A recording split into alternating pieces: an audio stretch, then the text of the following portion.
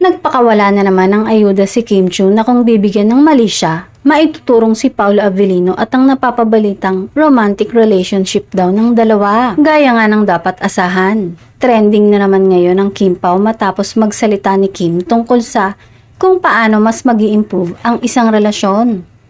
Sa isang segment ng It's Showtime, na pag-usapan sa isang male contestant ang tungkol sa love life.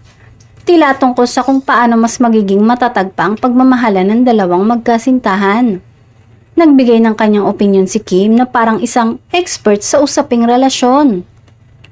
Say ni Kim, "To improve the relationship, you have to do things together." Siyempre, kanya-kanyang paandar ang mga solid na dinugtungan ng sinabi ni Kim. May nag-comment na, like jogging every Sunday. Ang ilan naman, Island Beach Resort VK.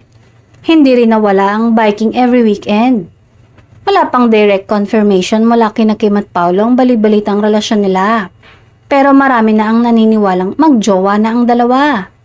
Ang ilan naman sa mga fans nagagalit dahil OA na raw ang dilulo ng iba nilang mga kasama. Bigyan daw ng privacy at respeto ang Kim Pao.